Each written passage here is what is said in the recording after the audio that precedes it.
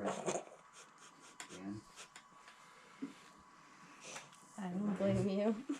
let it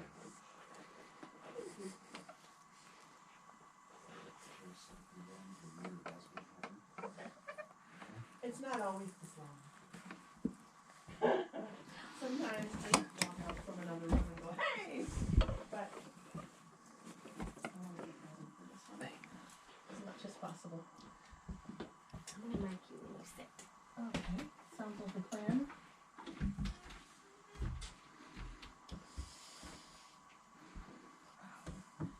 Excellent, okay. I can just, am I here still, or am I over here? Does it Up matter? to you. Gussy. It's all Alright. up to you. Either one.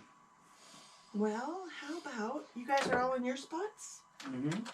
Unless you want to move us. Nope. How about if I just sort of sit somewhere like here? We don't have to have a special setup or seating arrangement. May I? Yes. Thank you. It's just gonna be on the floor right next to you. Sure. Alrighty. I always keep a hanky around. Couple of reasons. I have a runny nose, and sometimes when I channel, I will have sneezing attacks, and it took a long time to figure out that's usually something I've forgotten to acknowledge. It's kind of like a oh yeah, Gussy, don't forget. So it's really silly, but when I sneeze 3 times, people will usually say, Who's here? "Who's here? Hello and welcome," or you know, it's just kind of one of those funny things. So thanks for sitting here at the table with me. Got my hanky ready. Plus, it's a good thing in case I start to cry, because sometimes that happens. And today's story at the Palace Hotel for me has left me very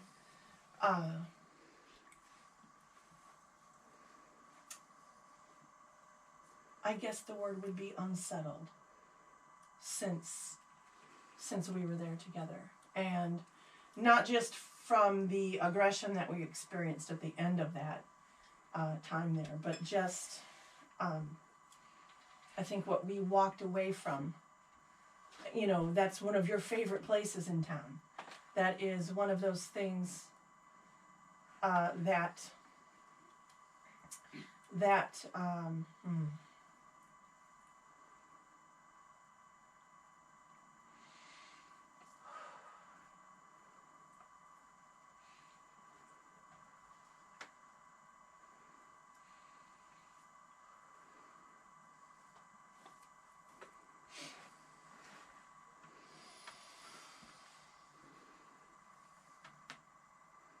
call you to this sacred space.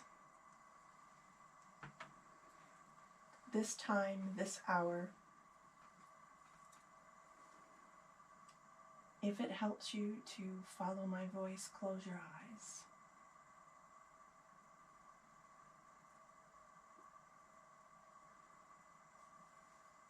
Because the space where we meet, the space where our souls meet with the souls of those that have crossed over, doesn't require any visual aid, doesn't require any auditory assistance.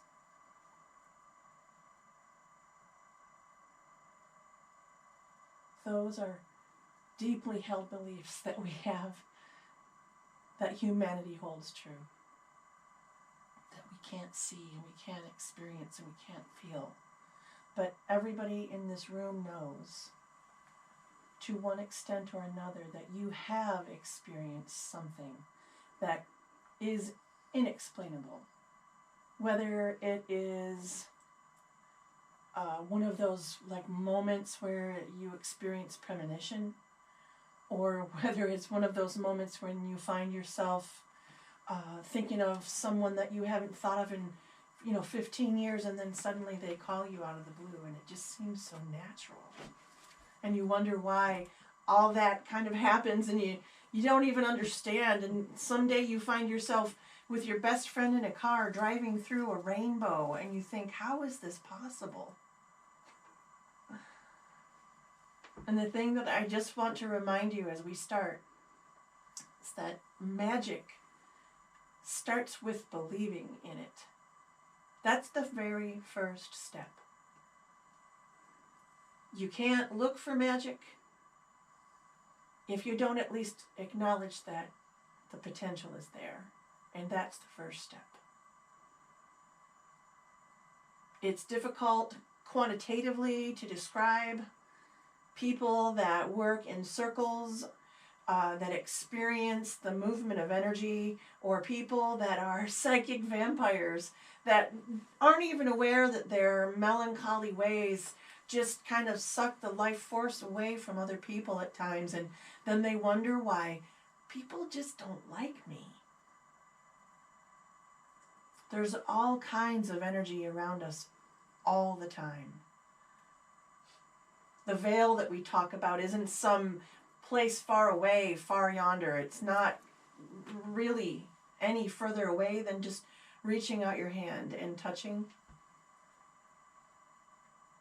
So I invite all of you to feel where you are right now in this room. Experience the fact that your feet are on the floor representative of the earth, of our connections to this deeply rooted planet, this Mother Gaia we acknowledge as our own mother.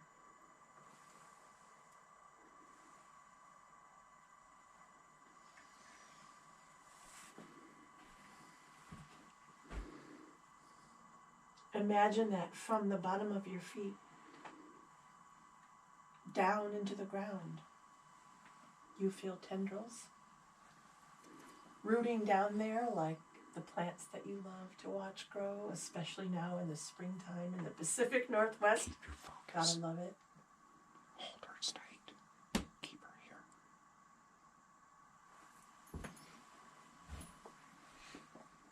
And just remember the earth. This is the time of year when things are creeping upwards. They're searching for the light.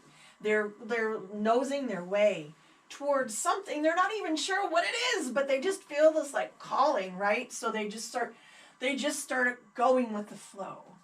And that's what we're doing right now. We're going with the flow. We're deciding that we don't know who or what God might be. We've never seen him or her. We don't know. We don't know about Buddha or Jesus or any of those many other people that supposedly walked this earth as prophets. And I'm not slighting any of them at all. I'm saying we all stand together.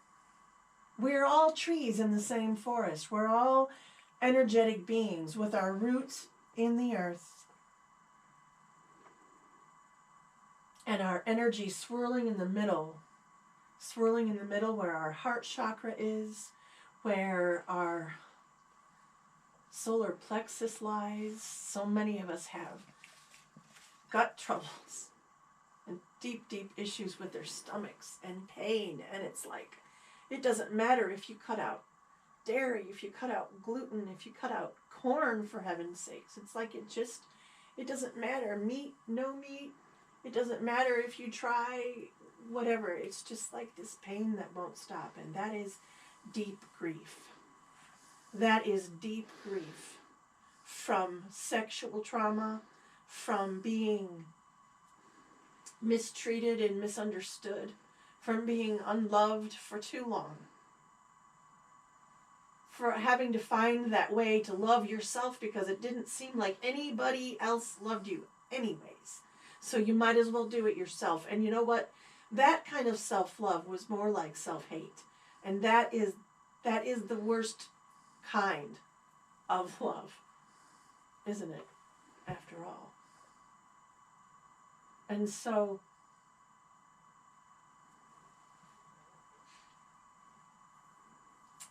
my experience at the Palace Hotel today, and I a candle. I haven't even, I couldn't even focus to remember which way was north and where I really wanted to be.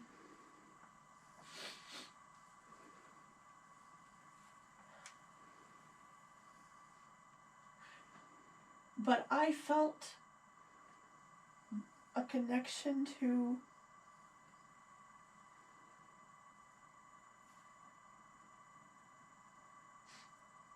I've been in that hotel many, many times. It's one of the favorite stops on the tour that Grymm gives when he does Twisted History tours. Ask anybody involved with us in any way that has been a part of Twisted History, and they will tell you that is one of the highlights of the tour. People just love the stories, and they love the building. The building loves the people. The building accommodates the stories, and the people that have been through those halls of that hotel, those stories have been cherished and retold and retold and retold, and this is long before Grymm started. But today I went in there and I felt nothing for the first time in a long time. And I'm not